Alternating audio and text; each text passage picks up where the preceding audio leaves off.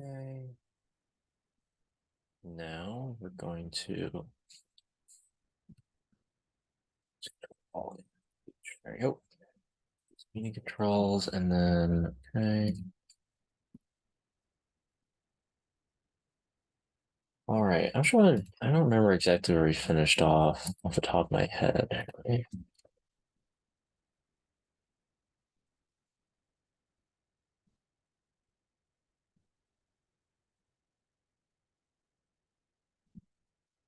Hello,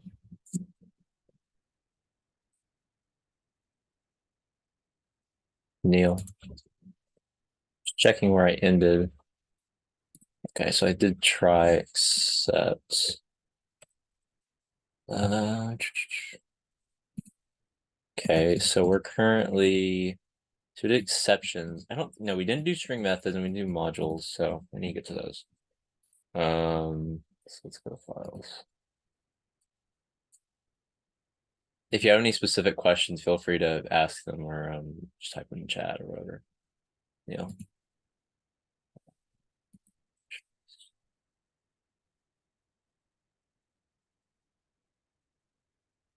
I think string methods were what were they with? I don't know which of these they're. They're one of these.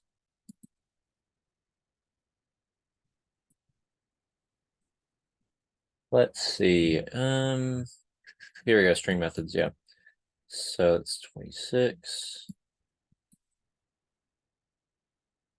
So are we only learning these? Okay. So it looks like, yeah, it's just these two. So string methods are pretty simple. It's literally, apparently, we're only getting these two. Yeah. So the only ones we need to know for string methods is just really simple. So it's literally just dot strip and dot dot split dot split. So it's not too complicated. Dot strip, it just takes stuff off each side, and what it takes depends on what you give it. If you just give it nothing, then it just automatically removes white spaces. Um, yeah. And yeah, default split will just split by white space as well. I don't think we're gonna need anything more complicated than that. And if you need to do something more complicated than that, you can use a for loop, because I find strip and split a little bit fiddly personally. But if you want to, I mean, I think it goes into more detail in the full files. String S29.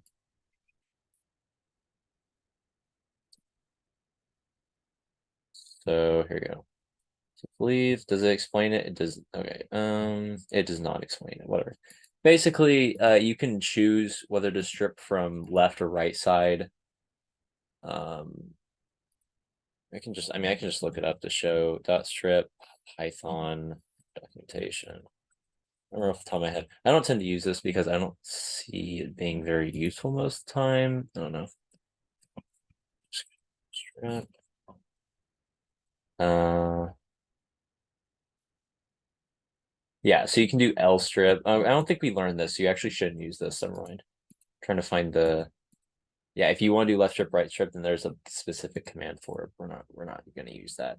So this is dot strip. Turns this into nah. And what you strip off, you can tell it to strip off letters C, M, O, W, Z, and dot, and then you'll remove dot com and www dot. So this is pretty useful, but how exactly use it is kind of up to you. But this is why I say it's a little fiddly, because it's a bit confusing. But basically, it just searches each side for these until it hits something that isn't one of these, and then it stops. Um, Okay, so so yeah. Hmm? sorry, it does it from both sides, like it starts from the top Yes, down. yes. Dot strip is for both sides, but if you so if I type this in again, you can see there's something called L strip and R strip, and they'll do it from only the left side or only the right side. We didn't learn this in class, so we're not like don't use it, but Okay. if you were to only wanting to pull from one side or the other side, then you can use these commands in the future. I don't know if we'll ever learn it, so she only wants us to use stuff that we've learned. So in class. So but like for like if you want to program in the future, then you can strip from Mhm. only one side or the other side. Okay. Yeah. Yeah, thank you. Yeah. And for split, it's not too much more complicated than was mentioned. Basically, just whatever you put in here. So there's actually two arguments you can give it. The first thing you can get, if you only put one argument in, it just defaults to this first one, and it's what separates it. So by default, it's not there anymore. But by default, it's just white space. So if I can pull up another notepad. So if I have a string like hello, I am alive, and then let's say I do, or yeah, I do, and dead, something dumb. This will, but if you just do dot split, it'll just automatically remove the white space and turn these into individual. It'll turn these into an object, and it'll turn it into a list of these objects. And it'll just give you this. It won't just give you the word, which is what we're doing in assignment number 6.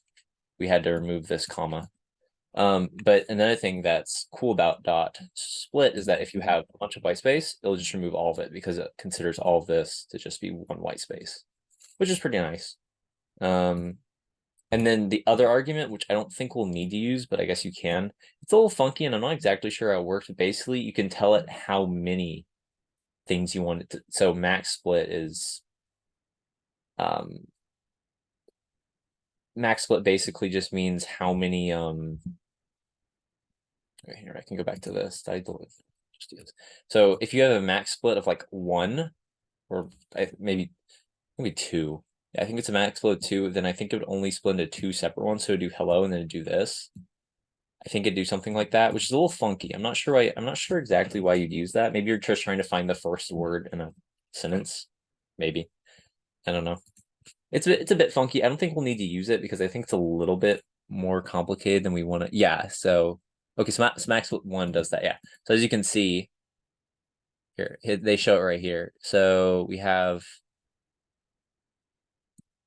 oh, this is weird. Beef? What the heck is this? So it's splitting this based off of, yeah. Okay, so what it's saying here is it was saying this. So we have this list. It's a string, whatever. So basically we have this string, right? And it's was it? Yeah, 1, 2, 3. And it's saying string dot split. And it's saying so you're splitting on the comma. And then we only want to have, make sure I'm doing this right. Yeah. And then it's saying to max split equals 1. So this is what I was saying, where it would just have, if you did nothing here and you had max split equals 1, then it would have hello, and then it would have this as your second thing, which is a bit funky. But for this one, what it would do is it would return 1, and then it would also return 2, 3. So it only split 1 time, and it starts at from the left, left going right, like you're reading it. Okay. Yeah. So this is I don't think we're gonna use this. I mean, we might, I guess. It's possible. I don't think the teacher is gonna have us use this in class, but it's possible that it might happen. And the final last thing I didn't go over last 2 videos would be modules. I don't think we're going to use modules until after this midterm, and we're probably not going to use it on the midterm. I don't know how we would. I mean, it's possible. I wasn't paying too much attention when she explained it in class. But basically, what modules are is it's almost the exact same thing as functions, but instead of having the function in the file, the function is in a different file. So you have your code, it pulls code from a different file. Yeah. Do we have modules? Yeah, here's modules. So 37. There we go. So we've actually technically been using modules for a really long time. So I can pull up one of our, oh no, I can't pull it from there because it'll open in VS Code. So if I open up one of our past assignments real quick, I'm just gonna go to duplicate this, close, grade scope. So I'll go to not the last one because you can still turn it in. I'm not going to show it. So if we go here, as you can see, we have this weird, we have this, which is pretty funky. And what this is basically doing is this is allowing the grade scope to basically inject code into our program in the form of a module. So this double underscore name double underscore equals this is basically is the module bit. So I go here, explain a little bit better. So import file name. Nolix importing from the libraries. Yeah. Name. Every file has a variable called underscore name. Underscore is dunder. If the file is being imported as a module, underscore name is the name of the file. Okay, so yeah. So if you want to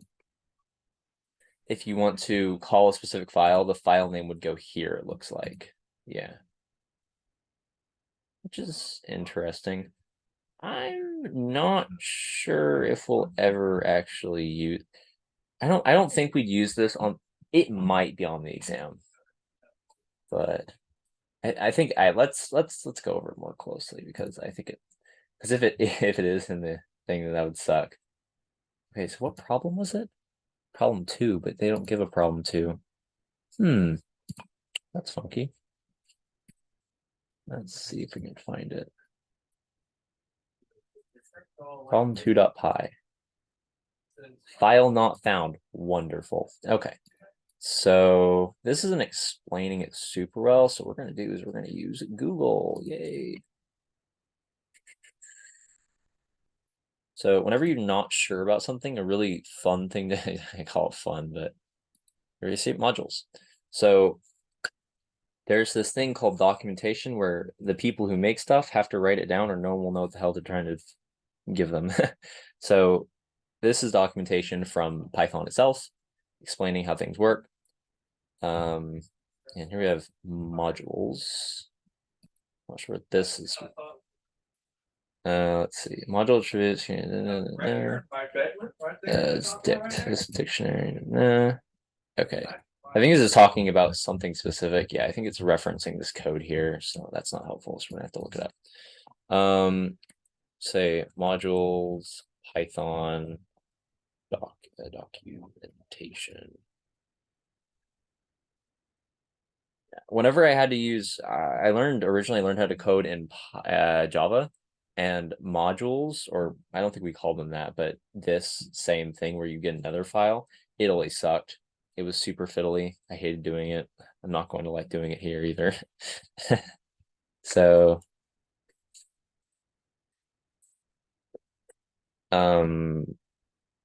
yeah. Modules. .py with module, yeah, is available as name. Now our Python interpreter for Fibo. I'm not exactly sure what this is trying to say. Yeah. Yeah, I'm not gonna lie, I don't entirely understand. So this is talking about executing modules as scripts, but that's not very useful for us because we're going to be using it in another computer file. Standard modules. So this is so what it's I think what it's basically saying here is that technically speaking, a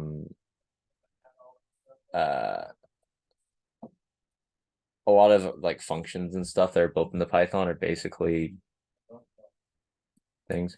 Wait, is that interesting. Oh, okay. I think I understand it better. Yeah, okay. I think I'm figuring it out. Interesting. So I think what it's saying. Okay.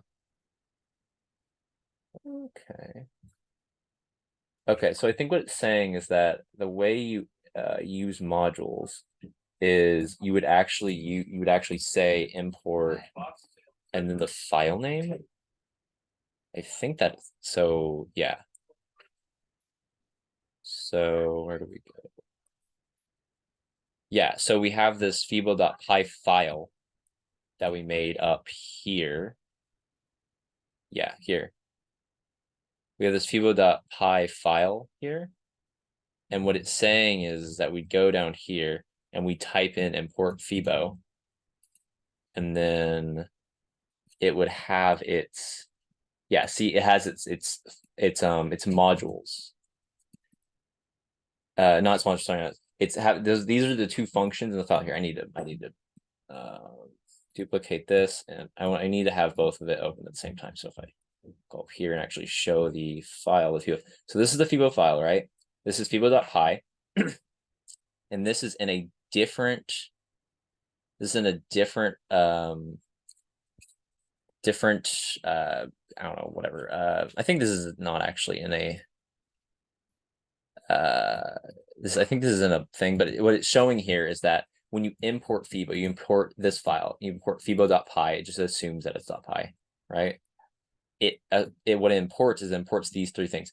It's functions and imports, it doesn't show it here, but it has a main method, right? And it's this underscore underscore name underscore underscore.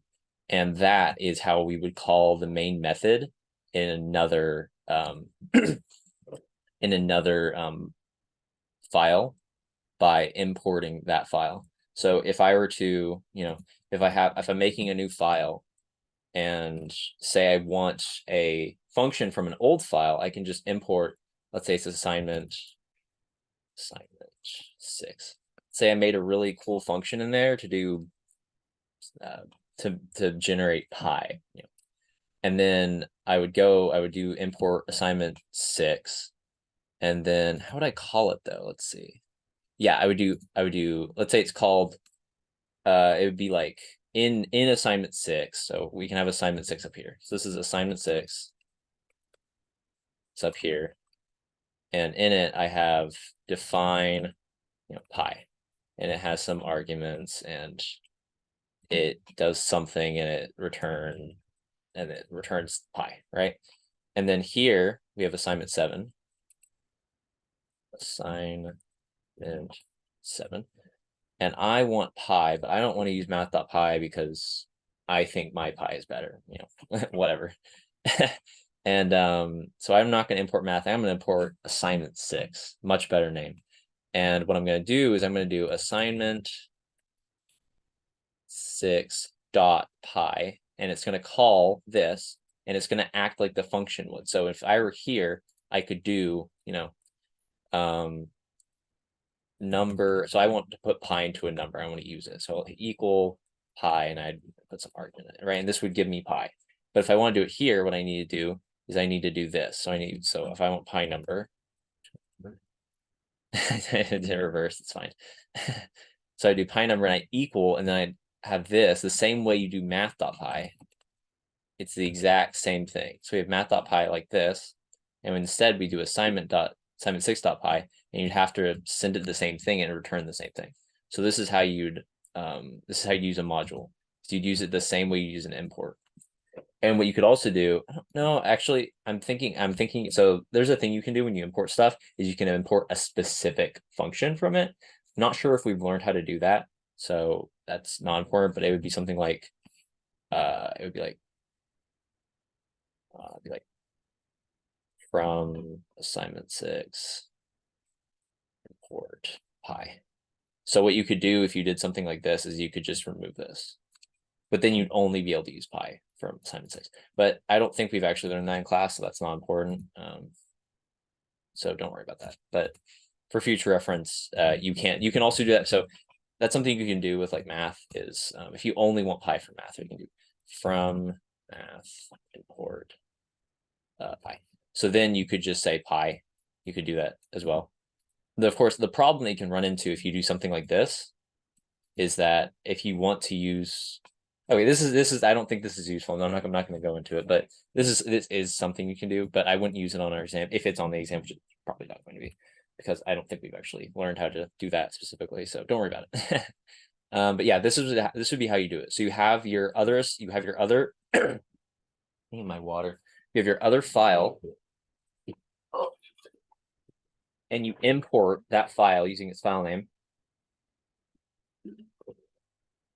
And the same way you'd call an import, you'd call a function. You call a function from that file like this. Oh, whoops. So this is how you do modules. So that's everything I wanted to teach, or everything I want to go over. So I think what I'm going to do now is I'm just going to review some exam 1 stuff.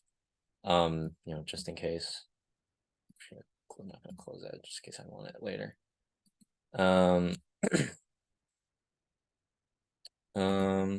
Hi Lademi, if you want to ask any specific questions about anything, go ahead.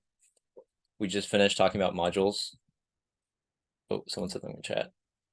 I think so. Okay. Yeah. So I'm just gonna go over stuff we learned lecture 1 through 10, just like quickly. Hello world. So printing, Python syntax, printing strings. Escape sequence. What's that about? I actually don't remember this. Let's see.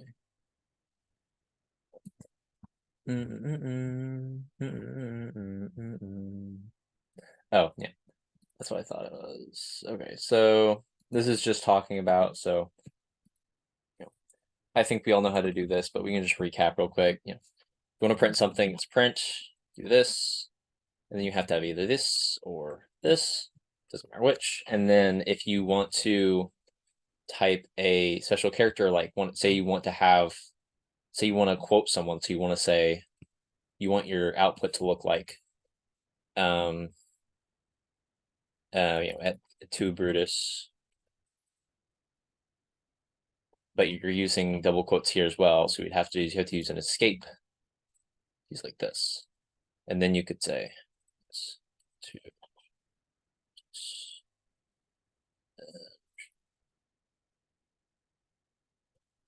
go ahead and just show it off real quick, actually. New file. There. So print and do and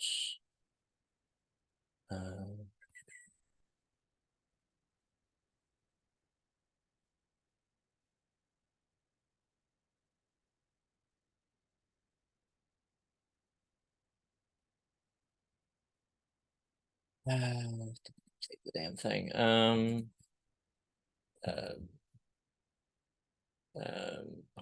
Midterm test file and F5. Yeah, see, so ordinarily, if we just type it like this, right? So if we do this, then it will throw up on us and it will ask us what the hell we're doing. Save this. Yeah, so it's going to tell us that our syntax isn't correct. And what it's saying here is that we have nothing, it's not actually going to print anything, and there's some random characters here, so it's really confused. Anyway, so we need to add these back. There we go. And there's a number of different characters that we would want to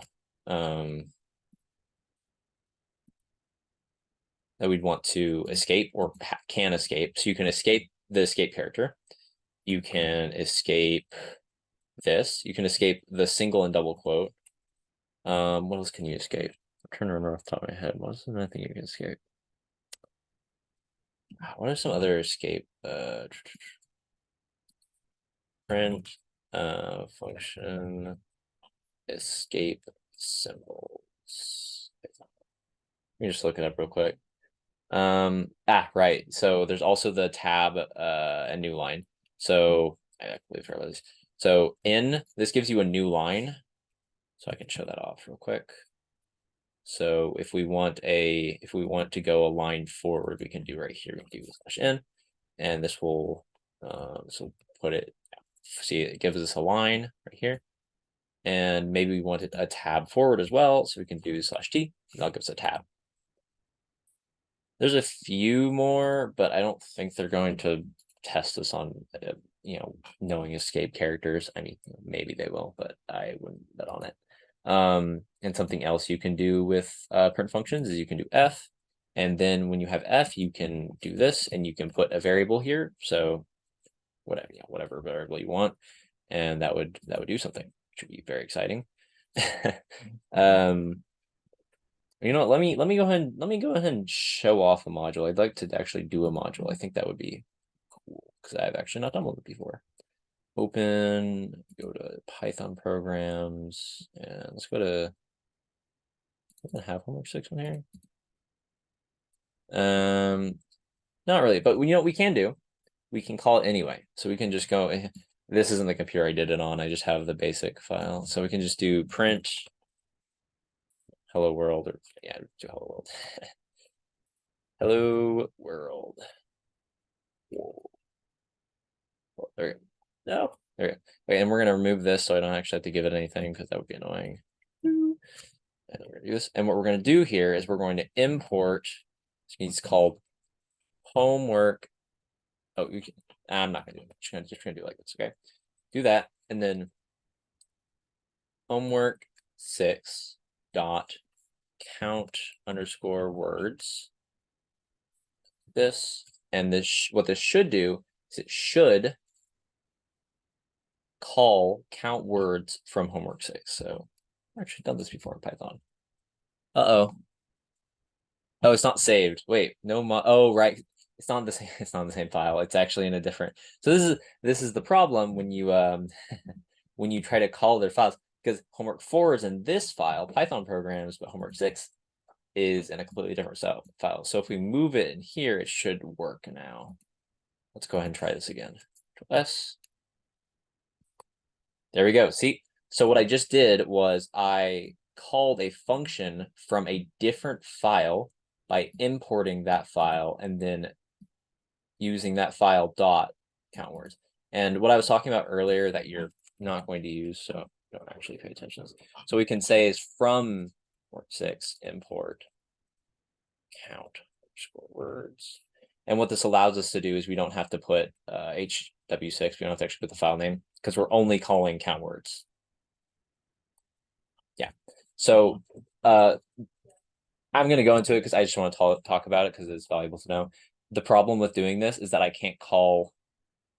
So there's 4 other functions here and the main method, or no, there's 3 other and there's the main method. I can't call them here because I only imported count words. So for example, if you're going to be using pi a lot, you could do from math import pi. And then when you want to use pi, you can just type pi instead of math.py, which is 5 less characters. And if you're typing pi like a bunch of times, that's really valuable. You only have to type 2 letters to get your pi, right? But of course, if you want other math methods, you have to just import it. You have to do this as well. So, or maybe you're using another one a lot. So maybe you'll do this again. You'll do it from math import.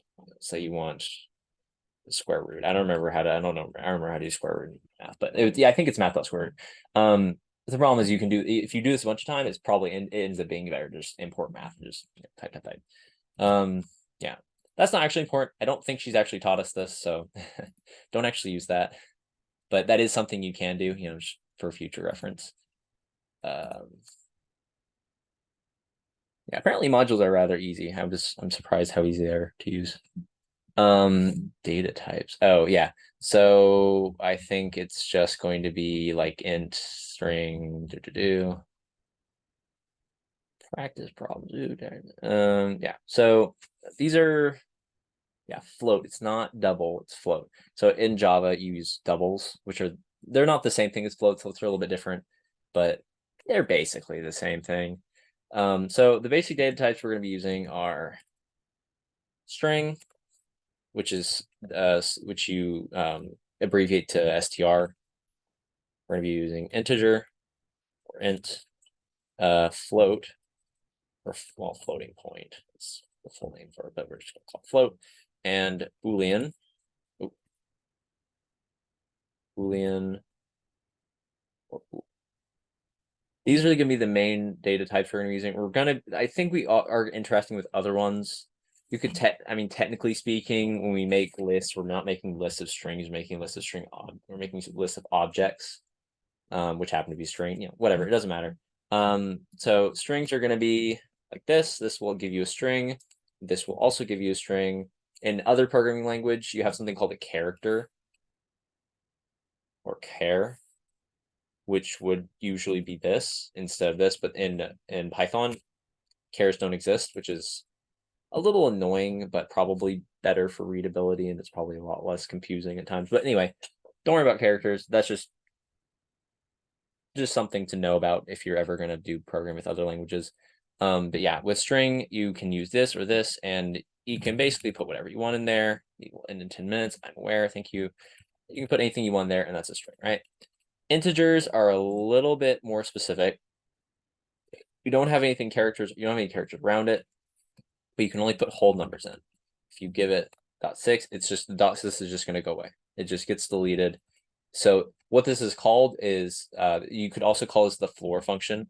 I don't think we actually learned about this, but basically what happens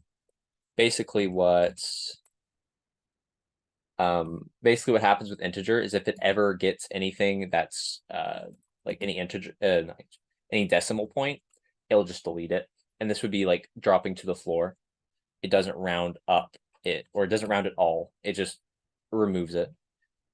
Floating point is where you get your decimal point. So, 1, 2, 3 dot, so on. Floating points are pretty cool. If you want to learn more about them, you can look up how floating points were designed, and there's some tutorial that goes over the specification of floating point, which is very cool, but it doesn't matter here. And then Boolean is just true or false. True, false.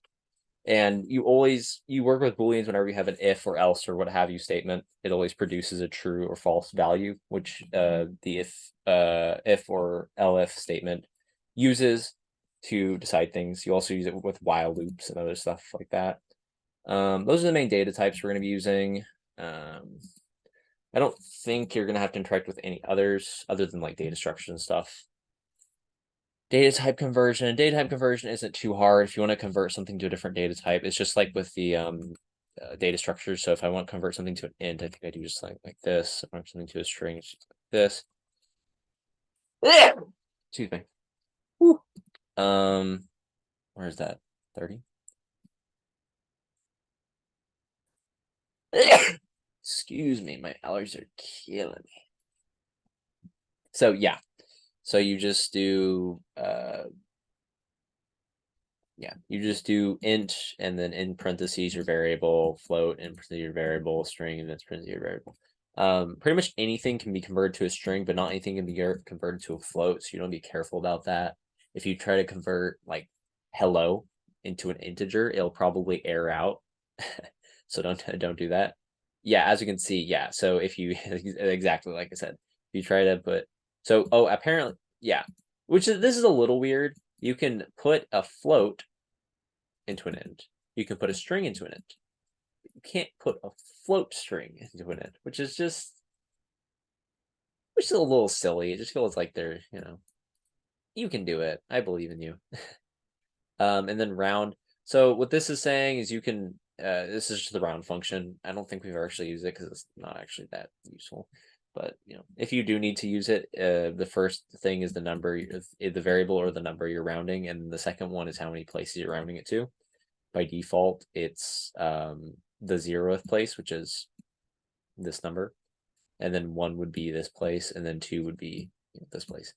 Yeah, round isn't too complicated. It's rounding. You know how rounding works. Float converts things into floats. It doesn't work when you give it strings, but it does work when you give it float strings and int strings. And then string converts anything into a string. It's not very complicated. And then type, I almost forgot about type. Yeah. So if you want to know what type something is, not just data types, but if you want to so if you put a list in, and you get class list or class dictionary, so on. So just some simple stuff. And then advanced printing is just using f strings, I think, and other stuff like that. Yeah. The stuff we got from the first lecture, not too complicated. You just need to remember stuff. Modules. Do we do modules? Functions, f string. Yeah, we already did functions. Libraries. I think we know how to do this stuff. So if you want to do input, you just do something like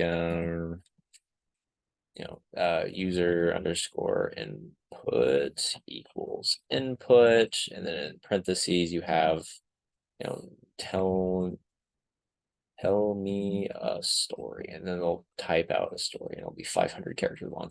But then if you want, you want an integer, int input, and then you'd say, tell me a story, and then they give you alphabetical characters, and then you crash your program.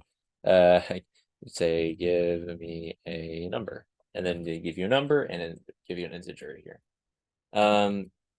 And another thing, I think they said you could put type here, and then you could get multiple outputs. I think we can just do this with tuples actually now.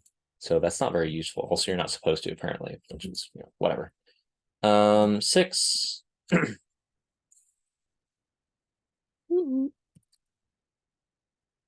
Six is Booleans and conditionals. So Booleans and conditionals, this isn't too complicated. Oh, they do F strings here.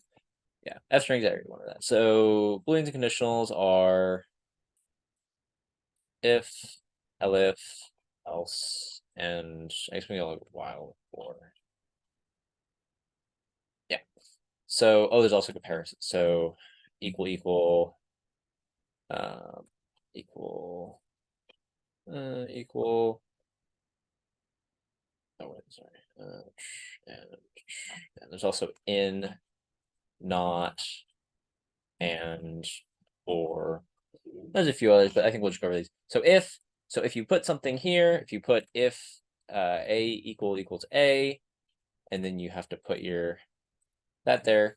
Actually, that wouldn't work because that's not a integer, so it would error out because that's not a proper data. There. So this would give you a true statement because 1 is in fact 1, and if you put this in here, it would give you a false. So if you put a true statement in there, if will run the code that's underneath it.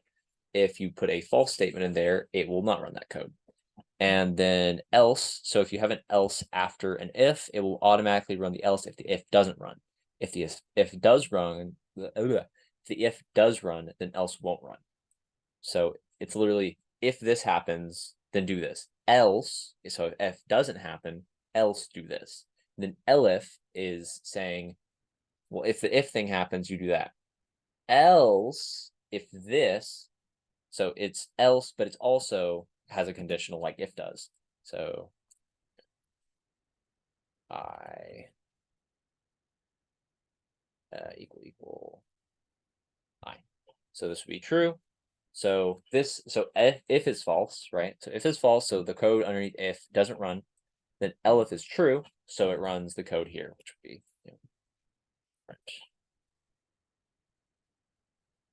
right. And then if elif is also false, then it runs else. And you can have as many elifs as you want, and only one of them will run. After one of so if you have a list of if and then a bunch of elifs and then an else at the end, if any of those if or elifs runs, they have a true statement, then none of the other ones will run. Only the first one to get a true will run. But if you have a bunch of if statements in a row, all of them can run. If they're all true, of course. So that's something you want to be careful about, is you manage which of these are connected in a chain. Because if you have an if and you have an elif after it, then they're connected. Only one of those can run. And if you have an else after, only one of those 3 can run. So just something to be careful for. While honestly, I'm not even going to explain it because we never use the damn things, even though I love them. I love them, but they don't. While it's just an if. It's just an if statement, and then everything afterwards can run until this becomes false. That's it. It's just a basic loop. And then for a variable name, string in string list. So all this does is puts one of a thing into your variable that you name here out of whatever variable you name here, whatever data structure you put here. It will put the first into string, and then it will run the code underneath it, and then it will do it again for the next object in this data structure, and it'll do it until this runs out of objects, and then it will end, which is very useful. It's also very boring, but oh well. And then equal, whenever the thing on this side is equivalent to the thing on this side, it gives a true. So this would be, what would this be? X is less than or equal to, yeah. So this is less than or equal to, so you might remember this better with, proper variables there, I guess. So, or let's say 5. So x is less than or equal to 5, which is saying that x is either 5 or less than. In that case, then this function will be true.